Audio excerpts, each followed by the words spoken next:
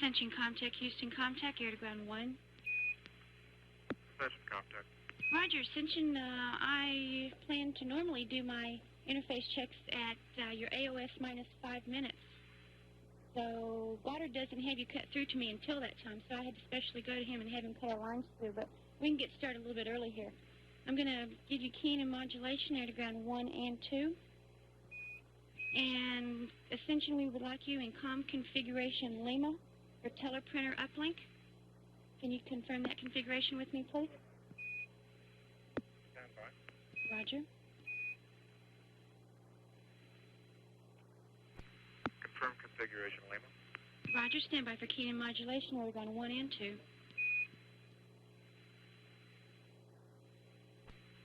Houston contact, testing 1, 2, 3, 4, 5, test out. Confirm 100% key. Voice go. Roger, Ascension, at this time I'm going to place teleprinter modulation on air to ground 2. Would you please confirm good levels on the site cord with me, please?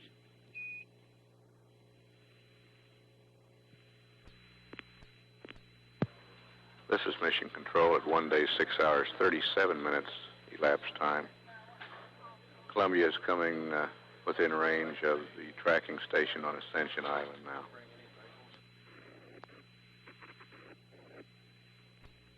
Columbia, this is Houston through Ascension for 3 minutes. How do you read? Loud and clear. How many? Okay, Crippen, you're loud and clear. We're going to send a new state vector up to you this pass, and we've got some good news to go with it.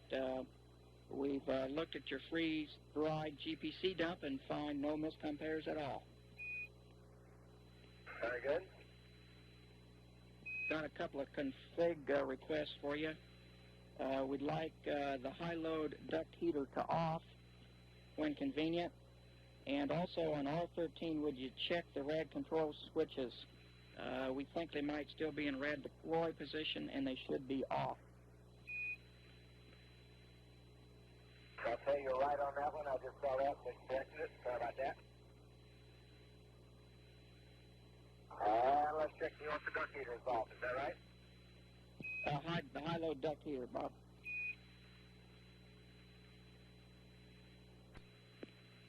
Okay, the high-load duct is off at this time. Okay, and like to give you 2 reminders, we'd like for you to do the SM2 checkpoint for the Q card whenever it's convenient for you. No hurry. And the last one for you, Crippen, when you get your suit on, you might want to check to see whether or not you can push that DFI recorder circuit breaker behind you when you're in your seat there. Might save you some trouble later on. It looks like that may be the procedure that we'll be asking you to use tomorrow. Okay, Joe, and I'll make a note to myself, and if you happen to be talking to me while I'm in my seat, well, don't you holler at me about that again. We'll certainly do that.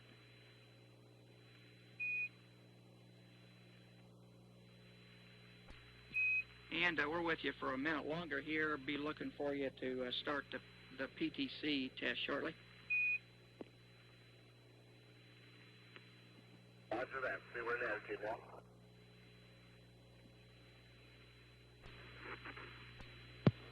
This is Mission Control. Ascension has loss of signal. Next acquisition through Botswana in 9 minutes. Columbia, we'll see you in 9 minutes through Botswana.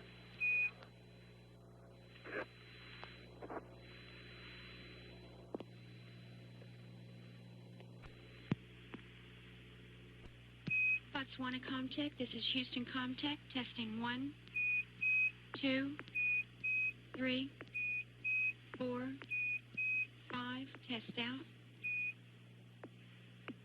Botswana has 100% keying modulation go. Copy, Botswana. Configure for your pass, please. Roger.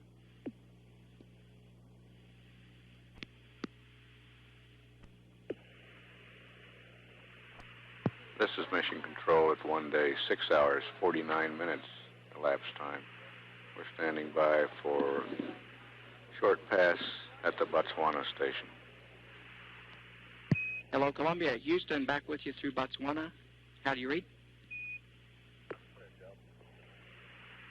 Okay, a few minor items. To check the teleprinter, Bob, teleprinter paper, we did send another short message to you. You might want to take a glance at that. And we're standing by for your IMU aligned torquing angles when convenient.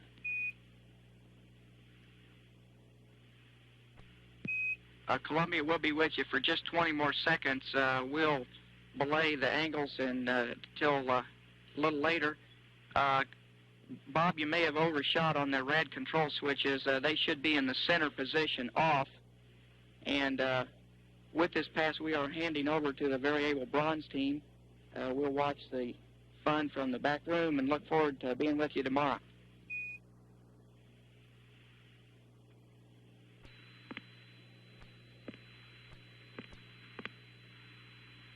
This is Mission Control.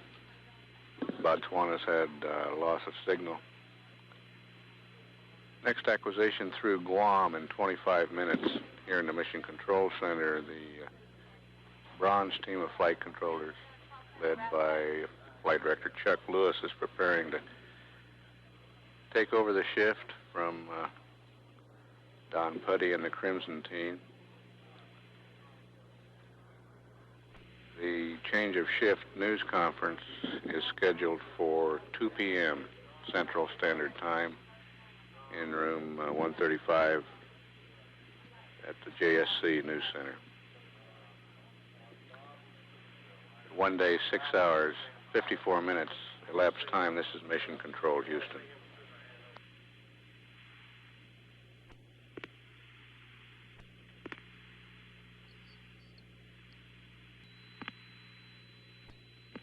Houston, contact Guam, contact Aerodrome 1. Roger, Guam. This is Houston, testing 1, 2, 3, 4, 5, 4, 3, 2, 1. Test out. Houston, contact Guam, contact. I see 1 on sinking. What's go? Aerodrome 1 and 2. Thank you, Guam. Configure for your pass, please. Guam will go.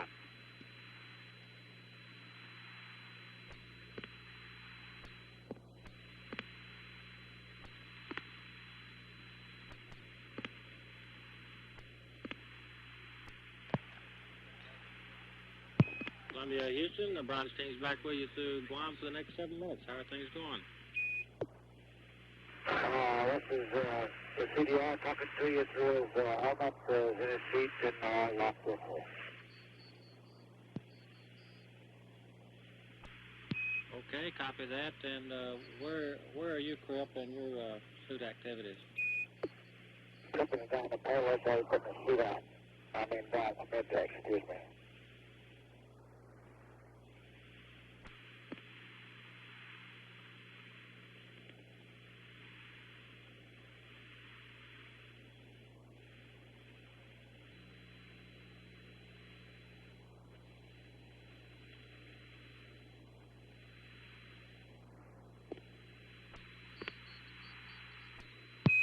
Columbia, Houston, we're running a comm test on low data rate now. Does this voice sound any different to you than high data rate voice? At first, your background sounds stopped here, Henry, but other than that, it sounds okay. Roger, we copy that. It does sound a little scratchier and a little hollow, too, because you got your helmet on.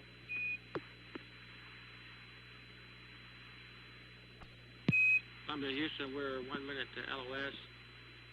Stateside is next at 7:42. And just a reminder to Cripp, when you get ready to ingress the seat, don't forget to take that swizzle stick and give a go at that circuit breaker. Okay, I'll try to use those still downstairs. I'll call you. And John, when we come up stateside, if it's convenient, we're going to be asking you for the IMU torquing angles.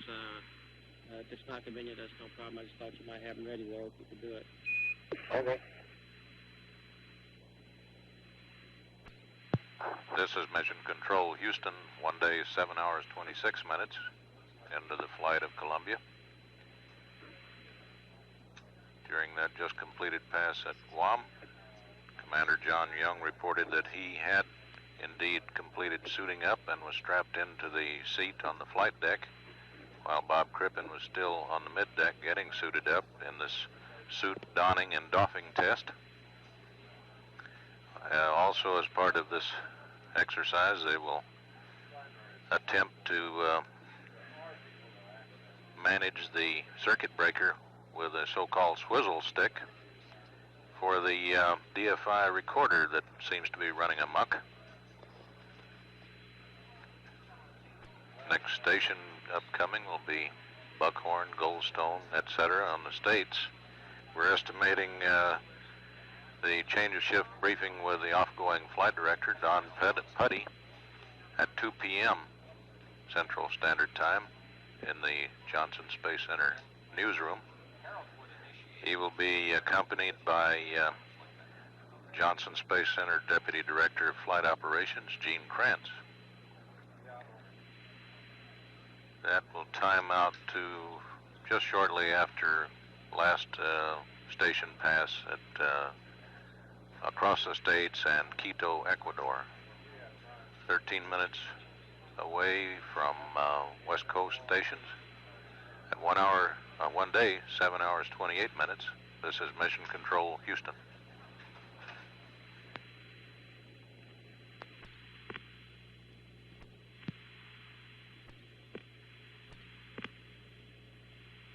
Goldstone, contact Houston, contact. Roger, ground. Goldstone, contact. Roger, Tula, contact Houston, contact, roger, ground. Tula, contact. Mila, contact Houston, contact, roger, ground. Mila, contact. Roger, stand by for a key and a modulation check.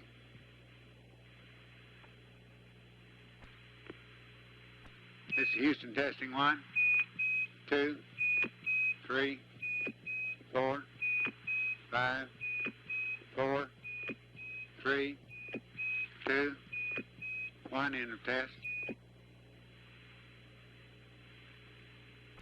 Go ahead, 100% King. Goldstone had 100% King. Mila, 100% King and modulation. Roger, configure for your passes.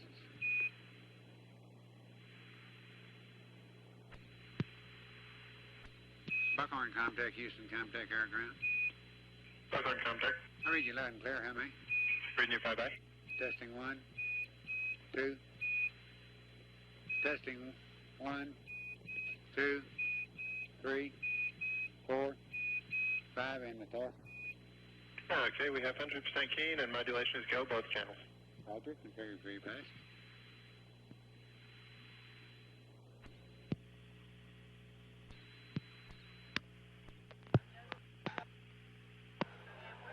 This is Mission Control, Houston, 30 seconds away from reacquisition through the States, beginning at Buckhorn, Goldstone, Tula, and almost overlapping into Quito, Ecuador, following the stateside pass. At approximately 2 p.m. Central Standard Time, the change of shift press conference will take place in the Johnson Space Center newsroom. Houston, how you read Columbia? Oh, Columbia, Houston, read you loud and clear. We should be with you through stateside and Quito for about the next 20 minutes. Okay, Hank. John's already completed his suit activity, and I just finished mine, and I wanted to make sure I got a comm check with you over through the suit, and you sound good. How about me? Reading you loud and clear, Cripp, and did you have a chance to try the swizzle stick on the circuit breaker? Ah, good reminder, because I was about to forget it. John just reminded me again. And Columbia, Houston, your state vector is good. We will not be sending you one here. And John, whenever it's convenient, we'll be standing by for the IMU Torquedayo. I think he's just climbing out of his seat and so forth. We'll have to get those to you in a while. Okay, no problem, whenever it's convenient. Come to Houston, just as a reminder, there's a call out there at 7:40 in the cap regarding the primary RCS PTC test. I think all you got to do there is just go be auto norm. I'm sorry, Hank. We're all tied up. Say it again. Roger, I think just call up the normal jets for the rest of that PTC test and you'll be all right. Just be auto norm. You need that now? Whenever you can work it in. Okay, well, that's easy enough. I'm trying to check out your swivel stick for you. Henry?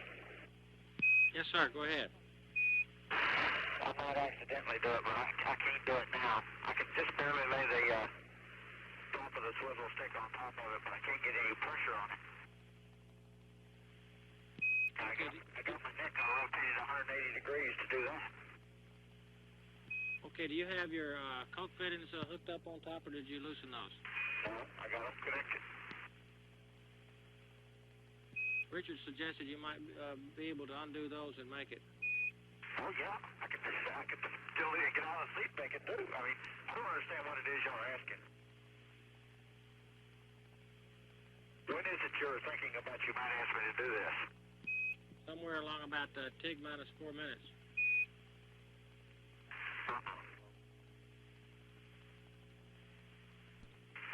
I got APUs to start and a burn to get off. I'd be happy to try to get them after the burn or something. Okay, don't bother trying to work at it anymore now. We were just seeing about how difficult it was. It's almost a little more difficult. It is extremely difficult in this suit. Okay, we copy that. Why don't you just press ahead?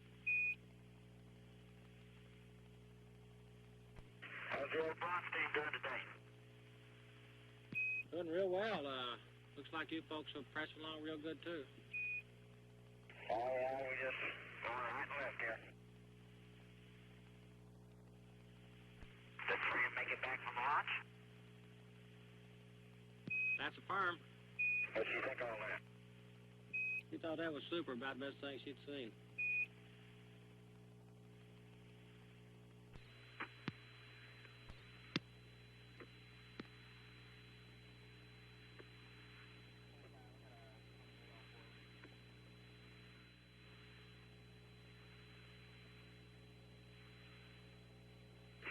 These normal jets are really impressive. It sounds like somebody's out firing howitzers outside the windows.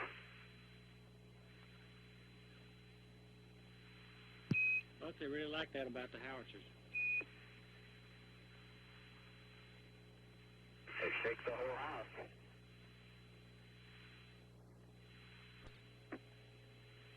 Hank, I'm going to drop comm here unless you guys have got something for me.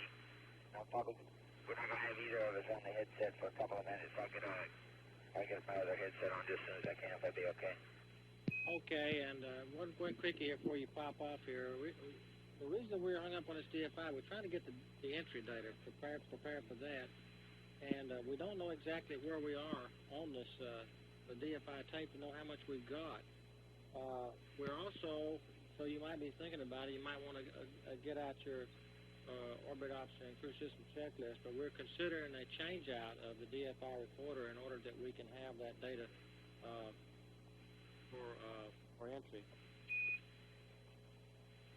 Okay, I understand, and I won't need as much as anybody, but I feel that trying to put in that circuit breaker a couple of minutes before the burn jeopardizes what we're trying to do. Okay, and we copy that and confirm that there will be a management meeting this afternoon to try to decide which way we want to go with this thing. Okay. Okay, so I drop off here for a minute or something? Yeah, go ahead. We got about 2 minutes. We might drop out shortly. We'll pick right back up at Quito. We'll be with you until 8:02.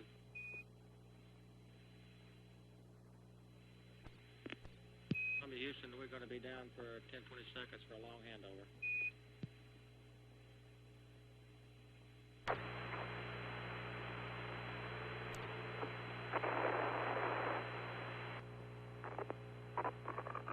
Check it out, Doctor.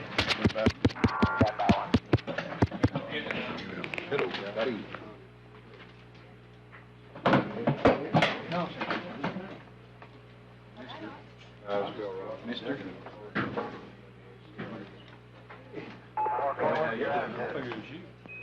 Okay, roll 1, 4, Some turkey from building 2. pitch. With a bunch of cameras. Hank, you're going to have to start over. Stand by one. Yeah. Go ahead now.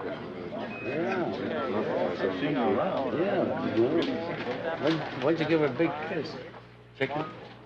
06. I ought to get a picture of that. How many pictures would you suggest That's F4. That is 60 at 5.6. F4 at 125th. 60 at 5.6. 200, I would shoot that at 60. They'll put some more lights up there. Auto burn, and we want you to repeat message number. We'll just have to get back with you, Crippen, on when we plan to dump that. We're coming up on a long LOS, and the reason I had to get that to you, our next contact will be stateside again at 0917. Right. 0917. And also, Crippen, for your convenience, we recommend the SM checkpoint. And big convenience, yeah. How about bedtime? I get one anomaly there.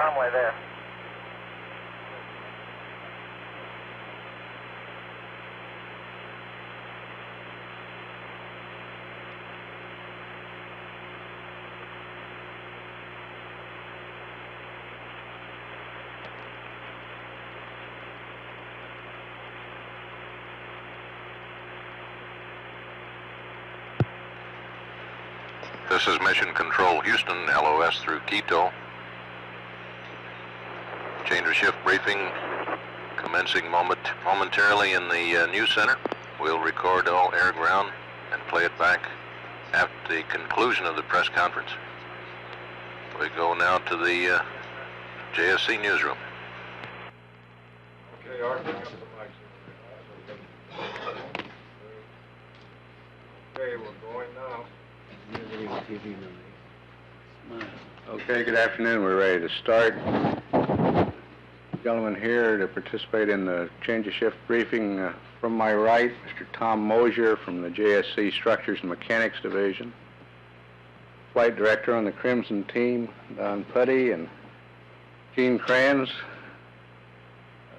the Deputy Director of Flight Operations. P-U-D-D-Y. Don. D-O-N. M-O-S-E-R. Says we're notorious, doesn't it? Kranz, K-R-A-N-Z. O-T. I think Don will have a summary of the shift he'll give you first. Let me start off by saying that our activities so far today have gone real well. We see no problems whatsoever with any of our systems associated with the preparation for entry and the entry phase tomorrow. I know a lot of you have asked some questions and have expressed a great deal of interest as far as what we've been doing in the area of the tile work. Tom Mosier from our Structures and Mechanics Division has been participating with flight control personnel and the personnel from the contractor facility as far as working that particular problem, and I'd like at this time to let him give you kind of a quick synopsis of where we stand on that. Tom? Okay, thank you, Don. As you all know, we've seen some tiles which are missing on the left and right ohms pod. These tiles, the largest one of which is an 8-inch by 8-inch tile.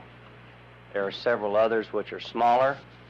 I think the most important thing here is that these tiles missing will not have any effect on the safety during entry of the vehicle. We have analyzed in detail these particular locations. We have test data to support our conclusions. They are they're thin tiles by nature, and therefore are lower temperature tiles than some of the other tiles on the vehicle. We don't really see any problem at all with this. I think the worst thing we would see from this is possibly maybe having to do some local repair on the Ohms pod as a result of these tiles missing. Let me come back before we open up questions and hit a couple things here. As you're probably well aware, today we had 4 RCS translational tests. We also put the payload bay door through a cycling. Those all went perfectly nominal. We ran a gravity gradient test, and basically what we're trying to accomplish here is strictly something that we don't plan to use for this particular flight, but something that we may like to use in future flights in that it saves us a considerable amount of RCS propellant. Basically, we're turning off all the RCS thrusters. All we have to do is maneuver into the attitude, and then the vehicle actually stabilizes itself and maintains a fairly consistent attitude profile, although it may rotate slightly.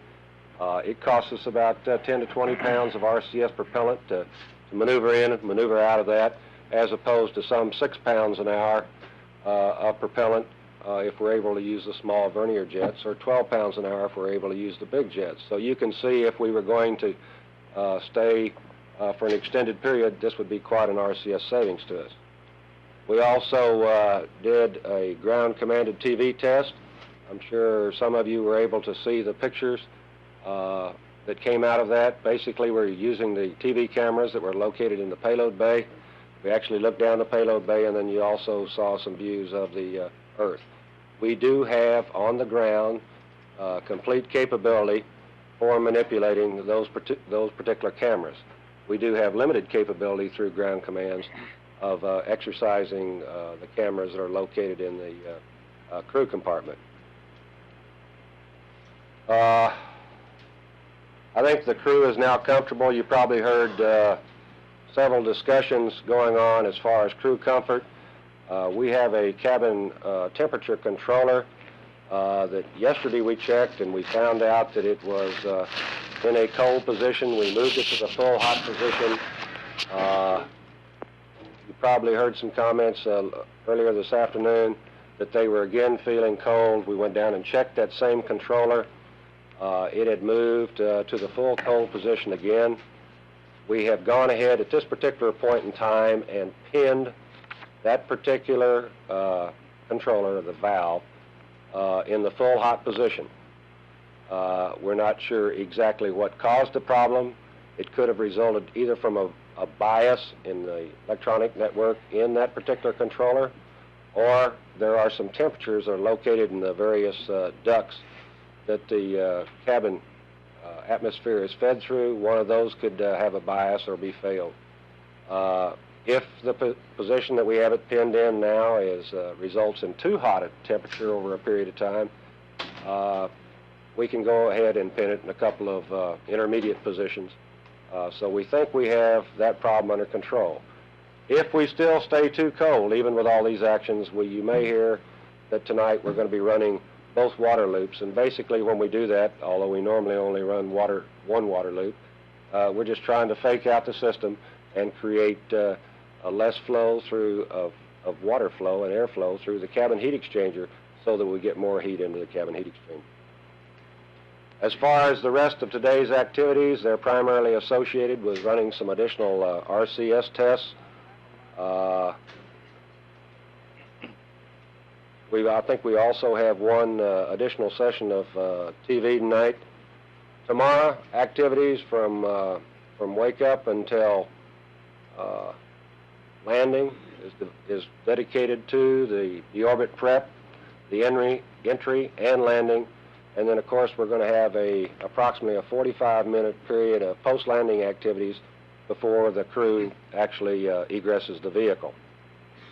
The weather at Edwards, which is our primary landing site, is excellent. There may be some thin scattered cirrus at around 25,000 feet. This would be absolutely no problem whatsoever. The weather at our backup landing site, Northrop Strip, isn't quite as good, but is acceptable. As I mentioned a minute ago, we have absolutely no anomalies whatsoever in any system right now that are causing us to modify any of our nominal entry procedures. I think most of you have been able to detect, we on the ground who have worked with the crew certainly have been, that the crew is in excellent spirits. Starting this morning with Waltzing Matilda being played down, the comments that the crew has expressed and their ease of being able to accomplish tasks on orbit. Basically, the one comment they made was they're sure going to hate to return to the simulator. And what they meant there was moving about at the pace that we try on the ground to put them through sometimes in the simulator is very hard. When they're doing that in space and can move at the speeds that some of you have seen on the TV shows, that's not a difficult task at all. I think it's also indicative of their spirit and their proficiency by the way that they have consistently stayed ahead of the timeline. Gene, unless you have some opening comments, I'll open it for questions. Start here in the front row. Roger Witherspoon, Atlanta Constitution. Could you clarify for us if there were ever any pictures taken of the underside of the craft, and what was the result of that? There have been no pictures taken of the underside of the craft that in any way are usable. We've got all kinds of people who are sending pictures, and you can watch this blip move across the sky. In fact, we're playing back some data from Anderson Peak right now. There's been an awful lot of rumors on this thing, and officially and organizationally, operationally, we have no usable photos obtained from the ground stations. Here. The problem we have with that statement is that we have heard from other sources within Air Force and so on and so forth that some surveillance of the underside of the craft has been accomplished to the point where it has been determined that there is no obvious danger to the tile surface and so on and so forth, or no obvious damage to the tile surface. Can you confirm or deny that? I can't confirm that. I believe from a standpoint of the position that we find ourselves in right now, we are working with the Air Force in using available resources, available DoD resources in particular. From that standpoint, we have conducted no survey of that type to this time, and any further discussion on that subject is classified.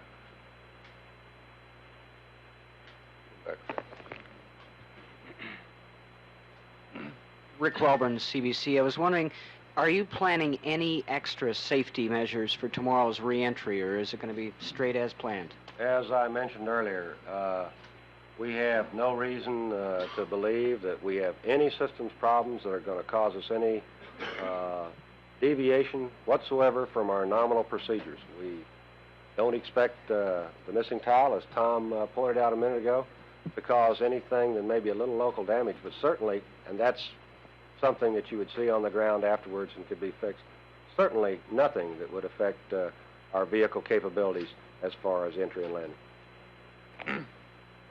Bob Wormstead, Time Magazine. I'd like to know how big the space is now where the tiles are missing. How many square inches, and how many tiles from each pod? Have you got that nailed down yet? Yeah, let me give it to you a little bit different. Instead of total square inches, since that's not really as germane as square inch per area. The largest area is, like I said, is about 64 square inches, 8 inches by 8 inches. Close to that, there are 2 additional tiles, which are approximately 4 by 8. And then beyond that, there are other just small pieces are missing, like corners and triangular tiles and of the sort. On the right-hand pod, there are approximately about 11 different areas of that nature, and on the left-hand pod,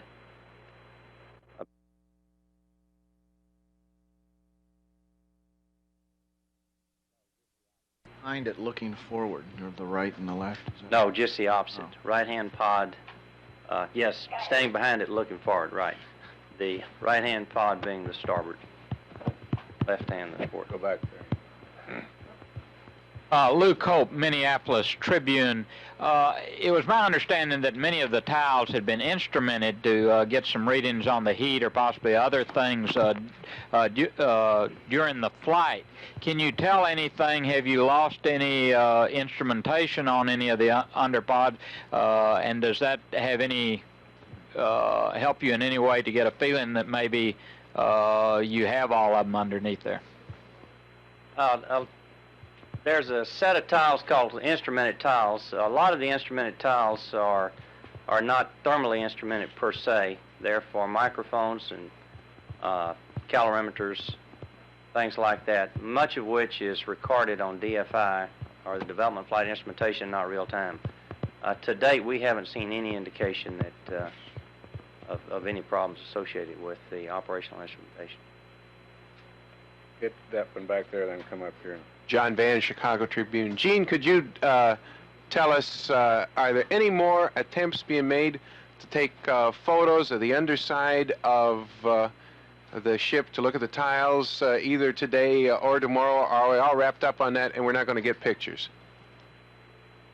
Current time, there are no site passes that are really amenable for ground-based observations at the sites that I discussed previously. Don, Roy Neal, NBC News. Certainly. Will your team be in the slot tomorrow during the landing? Yes, sir. Can you give us some good numbers as it stands now on what you're looking at for deorbit burn and a few other things, something that might pretty well steer us on a straight path too? As far, I think most of you have been given a card that has the standard STS-1 event times in both MET and local time, and you can bias those by 10 minutes due to the change in the launch time, and essentially that's where we're going to be. All the way. We are nominal all the way.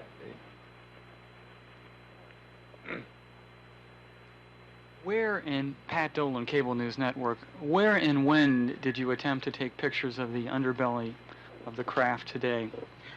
And what were your difficulties? Just hold a second, I'll try and get some data. We tried on the Milopass on Rev 17. That particular pass, the elevation angle was too low, and we got a report that the elevation angle was too low. The pass on Rev 21 at the same site was also attempted, and at that time we had cloud decks running roughly around 4,000 foot scattered in roughly about 7 miles visibility, and really the cloud deck and the visibility precluded getting any useful data. Horton Dean. Mr. Kranz, do you have any hard evidence that was obtained in any manner whatsoever, whether classified or not, that will indicate that indicated to you one way or the other whether all the black tiles were on or off the spacecraft, or some of them were on or off, whether some of them were lost? We're still in the process of screening available DoD resources, and at the current time we have no such hard evidence. You are still confident, though, that none of the critical tiles have fallen off? Or yeah, I'm totally damaged? confident in the system, and I think Tom can, and the rest of the guys up here can state the same thing. Yes, we've looked at the launch film, 16 millimeter high-speed film, the underside of the vehicle as it left the pad, reviewed that in quite a bit of detail, and everything looks absolutely perfect. That's, I might add, is a very harsh environment for a lot of the TPS, and especially some of the thick tiles on the bottom of the environment. Were the white tiles still on at that time also? Yes, those were. Let me, when I said this, that's a very harsh environment. It's a very harsh environment for the black tiles primarily because they're heavier and are more sensitive to the vibration. The white tiles, in this case, their critical time during flight was during the high Q flight regime. Bill Stevens. Can you please sum up for us the exact things that make you confident that there is no further problem with the tiles? You've alluded to some of them here, but I'm not really clear on exactly why you seem so certain.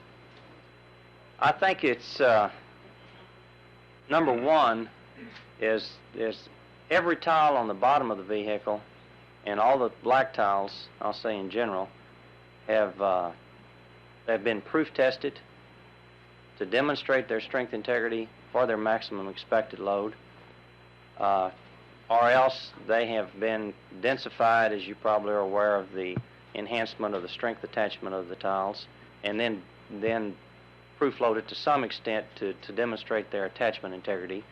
Some of the thin white tiles, we did not do that proof test to for two reasons. Number one is that we were damaging a lot of the tiles because they were so thin. We were breaking them during the proof testing operation.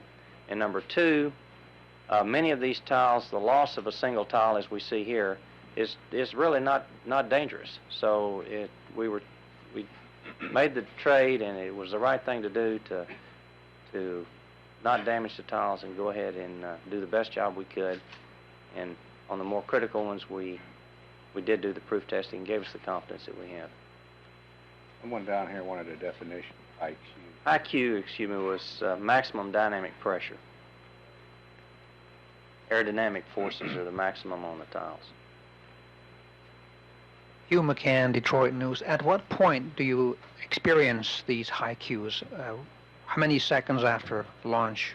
It's about the Mach 0.9 to 1.4, which is about 70 seconds, somewhere in that time.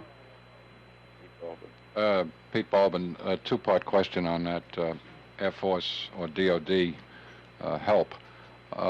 If they do get some data, do you depend upon their evaluation of the data? Or do you consider them expert enough to tell whether there are any missing or loose tiles, or do you have NASA people positioned so they can evaluate the data at hand? Mm-hmm.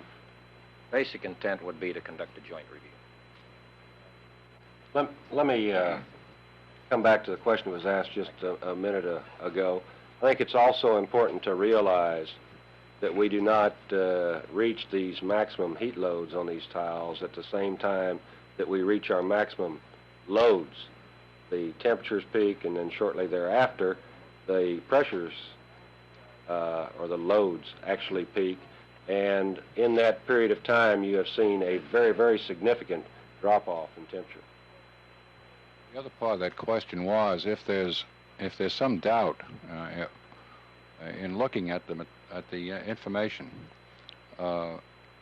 would you go another 24 hours while you evaluate it further? I believe if there was any ambiguity in any data we'd receive, that is certainly an option. We maintain a mission extension option not only for that case you've cited, but for many other cases. They're well defined within the mission halls. Were you as confident in the design and the bonding and the installation of the white tiles, which are missing, as you are in the black tiles at which we can't see? In other words, was your level of confidence the same, based on the same for the white tiles that are missing as with the black tiles? Yes, you said, are we as confident in the design? Yes, we were as confident in the design, but as confident in the knowing that the tile was bonding and adhered. No, because we physically demonstrated the black tiles. We did not physically demonstrate the bond integrity of some of the white tiles. Right. Just a quick one. This morning we were led to believe that some of these tiles were not missing but damaged. Now apparently they're missing. I'd like to get straight as to whether they're missing or whether they're damaged, and if so, just what numbers are we looking at? Okay, well, it's a mixed bag here, Roy. There's one complete tile which is missing. That's the 8x8. There are other portions of tiles which are missing, like a corner. We won't know that until we get the vehicle back to make a detailed inspection, but perhaps what we had there was a cracked surface and then the loss of the corner of the tile. So that was the nature of the, quote, cavities. Over front row here. Need some crest. Still, I'm following on the same line here. You said there were 11 areas damaged or missing on the right-hand pod and 5 on the left-hand pod. On which of these pods is the 8 by 8 inch piece missing? On the right hand.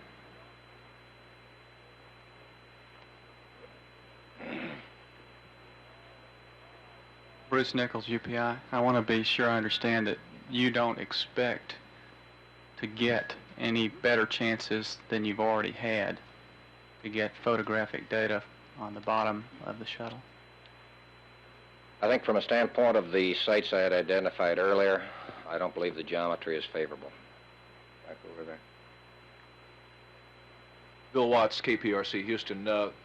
Based on what you now know, you went to a lot of trouble to get these tiles perfected, and now that you've had some come off, does this give you any pause as to using this sort of system and these type of tiles on future missions? No, none whatsoever. Back over there. Luke Hope, Minneapolis Tribune. You raised the question on the tile of which ones had been tested. Were these that came off, had they been tested for their bonding strength, or were they some that by your own option you decided not to test because you thought that you might do more damage, as you said, in that area by testing than good? Yes, some of them had been, the majority had not been tested. Some had been tested, but not to the full expected flight load. Steve Young, CBS News. 2 questions. There's been a report that on the 6th orbit, a high-powered camera on Anderson's Peak attempted to look at the orbiter. Can you comment on that? And you say now that these damaged or missing tiles aren't a problem. What then was the rationale for putting them there? Was it just extreme conservatism? Let me answer the first one on the Anderson Peak. That's the same facility that we'll be using for entry tomorrow, and I think you'll get a good opportunity to judge the power of that telescope that reported a sighting. We have acquired data, and we're in the process. We've had a quick, when I say screening, they sort of described what they saw, and I said, well, play it back and we'll take a look at it. But as far as we're concerned, it just looks like just a track across the sky. Let me get you to repeat the second part of that. You say to us now that the damaged or missing tiles in the top aft section is not life-threatening and not really a problem. What was the rationale for putting them there in the first place then? Just extreme conservatism? Well, it was to protect the structure. Don't forget the vehicle's to be designed to be used 100 times. So with the tiles missing, the structure is reaching a higher temperature than we would like it to for reuse. And that's the reason I made the statement. We may have to make some local repairs as a result of this. Jeff Smith, Science Magazine. Sorry to belabor this point, but your answers are somewhat circumscribed about the surveillance. When you say you're still screening available DoD facilities, what exactly does that mean? Does that mean that you're considering using other DoD observation points? And also when you say that you have no other plans to do it at the sites that you mentioned yesterday, does that mean that new sites are now under consideration? Exactly what plans are there to take further photographs? Well, I think you said it all. I think that what I stated, we're looking at using other available DoD resources. That's the point. That's classified. Back. Tony Malewski, Canadian Broadcasting Corporation. You've said that some of the missing white tiles were densified and proof tested, some of them not to the same extent that the black tiles were tested. Does that mean that some of the missing white tiles were tested to the same extent of as the black tiles? First of all, none of the missing white tiles are densified. And secondly, no, they were not proof tested to as high a level as the black tiles. None of them. Behind you there, please. Larry Wright, Texas Monthly. Have you learned anything that would cause you to make design changes in the next shuttle?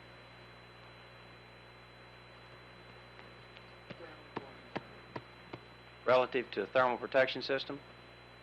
Any system that may be causing you trouble, or anything in the orbiter that you're going to design differently for the next time? From speaking for the structures in the thermal protection system, I see nothing. that we changing different than the baseline design. I think on some of these tiles that we have missing, if I consider it part of the baseline design densification, then I think obviously we'll probably densify these. The next vehicle that is being built, all the tiles are densified, so that's consistent with the design. Let me add a little bit to that. I think, as you've probably seen through some of the activities that we've been taking, a lot of the air-to-ground voice calls, and the way that we laid out this developmental flight test program of 4 flights, we don't expect to answer all of the type of questions that might be applicable to your question on the first flight. I think what we can say is we're learning a lot about the vehicle, the way it is responding, and one would expect that as we gather more data, there will probably be some small product improvement changes, just like there are in any other new model of anything of this magnitude of complexity. I think, though, that as a summary, we all have been very happy at the way the overall vehicle is performing, and I won't say surprised at the small number of problems that we have, but certainly exhilarated about it. We'll go to the Kennedy Space Center for questions now. Wait a minute.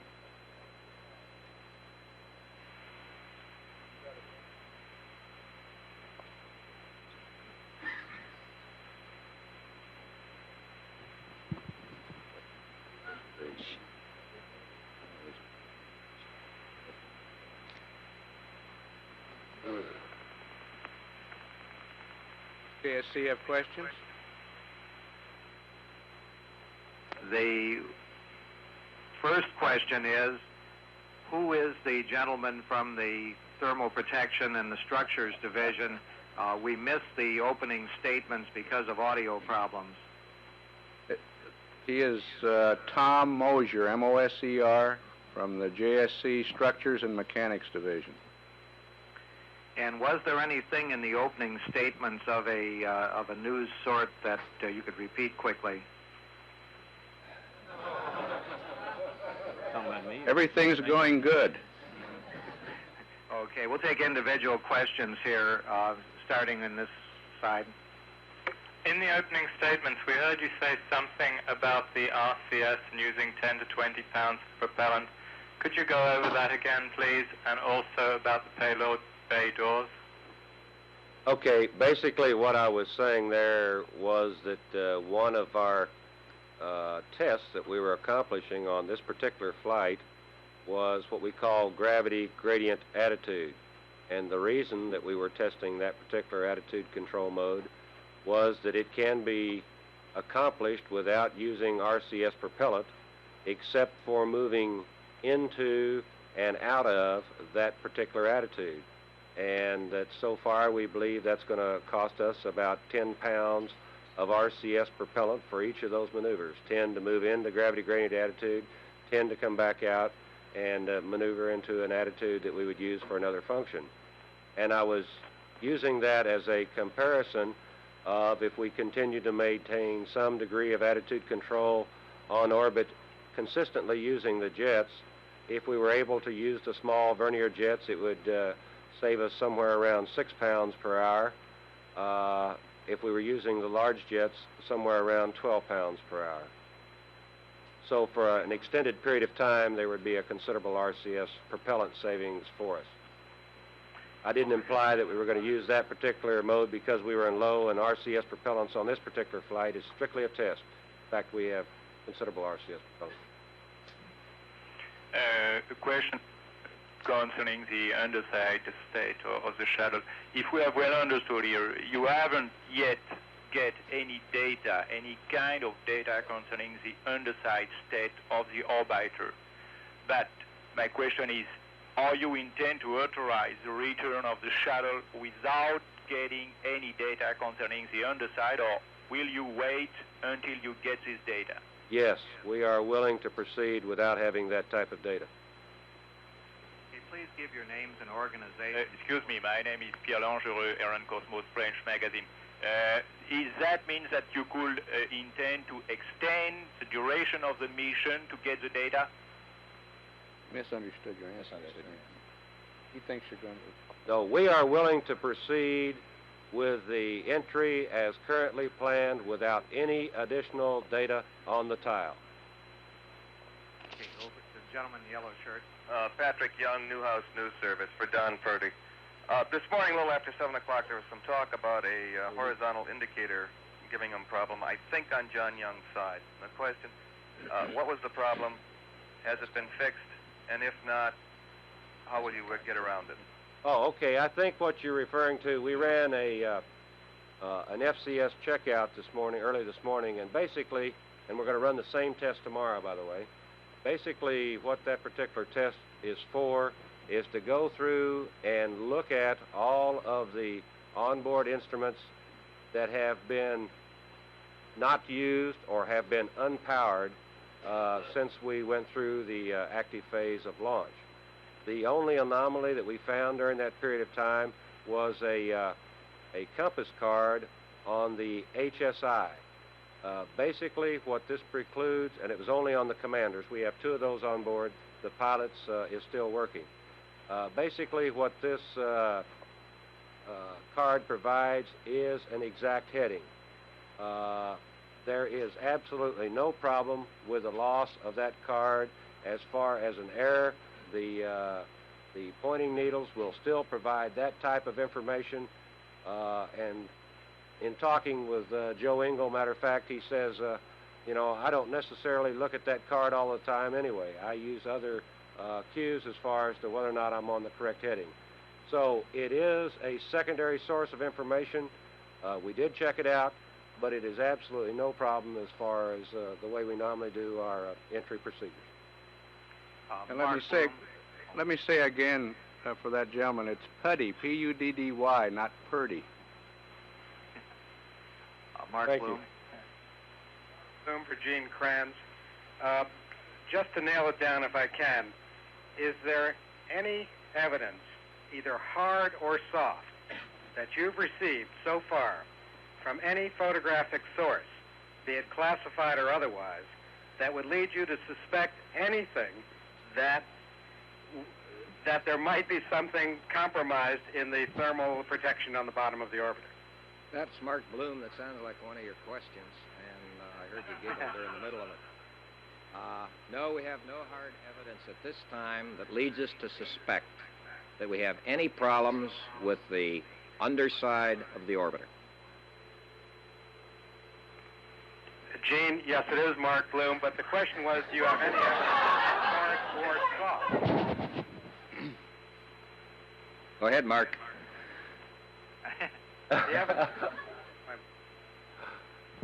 Okay, the question, Gene, was, do you have any evidence, hard or soft? Information whatsoever, even soft. Mark, I think the appropriate point of discussion is to say that we are working with the DoD using available resources to acquire whatever information is possible in the mission time remaining. Okay, right here. Hans Meyer, West Berlin radio station. I accept your view that there's no critical situation because of the tides. Now, let's assume that there would be some danger from the tide situation. What kind of measures could you take to escape serious consequences in that case? I think that's similar to a question we had at an earlier press conference. And I think we had identified at the earlier conference that we had, in a pre-mission sense, looked at altering the entry profile, but it's already tuned to probably the most benign entry possible, consistent with the vehicle design, considering structure, the thermal protection system, and the flight control systems. So we don't have that option. If we knew precisely where we had some tile problems, and assuming that we did, There are some cases where we could manage the systems. For instance, we could accouplish bus ties in case we thought we might lose a fuel cell. Certain cases, if it were in an area where we had high-pressure tanks, we could conceivably deplete these tanks and depressurize lines. So basically, the orbiter is an extremely flexible vehicle. It's got a large amount of redundancy in the flight systems. We would use the same type of procedures that we use for other problems during the flight. We have procedures that take care of the loss of the fuel cell, various coolant systems, and we'd exercise those procedures. But at this time, we have no reason to even consider exercising those procedures. Okay, we'll take one more from KSC. Question, and Dick Whitkin from New York Times is the last one. Please, could you tell us what is the relative amount of maximum stress that the underside black tiles will sustain on reentry compared to what has already been sustained on the ascent? The stresses in general are maximum during ascent as compared to entry. And that's true of practically every one of the black tiles. And that's primarily because of the extreme noise and vibration during the liftoff and aerodynamic noise during the high dynamic pressure region, and also the fact that typically the dynamic pressures are in excess of 600 pounds per square foot during ascent, and typically around 300 to 350 maximum during entry. So if you use those as a parameter, you can see that the stresses during entry are a lot less. And I think, as Don pointed out, the important thing is that the high stresses on the tiles during descent occur after heating has been experienced. Okay, we're accumulating tape at the station passes, so we're going to have to cut this short. We'll take about two more questions here. Go back here. Carlos Byers, Houston Chronicle. Don, you said a moment ago that your next edition of the shuttle, you'd be densifying all of the tiles. You're already paying a pretty heavy weight penalty now.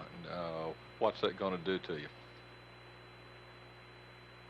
I don't have an exact number on the weight change, and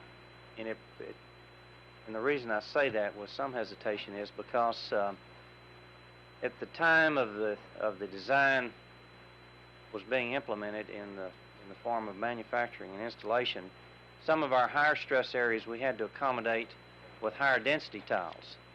With the enhancement of densification, we will be able to replace some of the higher density tiles with the densified tiles. If that makes sense to you, let me say it differently. To obtain high strength prior to densification process, which was developed late in the program, we had to use a 22 pound per square foot per cubic foot tile, as opposed to a 9 pound per cubic foot tile. With the densification, there are regions now where we can use 9 pound per cubic foot densified in lieu of the 22 pound per cubic foot tile. So I don't have an exact answer what it's going to mean to us weight. But you are right, the densification does add some weight. It adds about 1/10 of a pound to the weight of a tile. 1/10 of a pound per square foot. Try this gentleman here, Ian. Thank you. This is just a matter of record. In answer to a previous question, Mr. Moses said, and I quote, none of the white tiles that were missing were densified, unquote. I've got a report here from Rockwell, John Jones, which says that on the left ohms pod, 2 of the missing white tiles were in fact densified. Is this an error, or is there an element of wishful thinking? No, let me clarify that. There were, at our first review of the data, there were 2 that were suspect. We've later gone back and looked at those in a lot of detail, and those were discolorations in the tile, which we verified by looking at the as-manufactured pictures of that region. So at first they were suspect. They are not missing. They are not damaged. They are as built in place, and those were densified.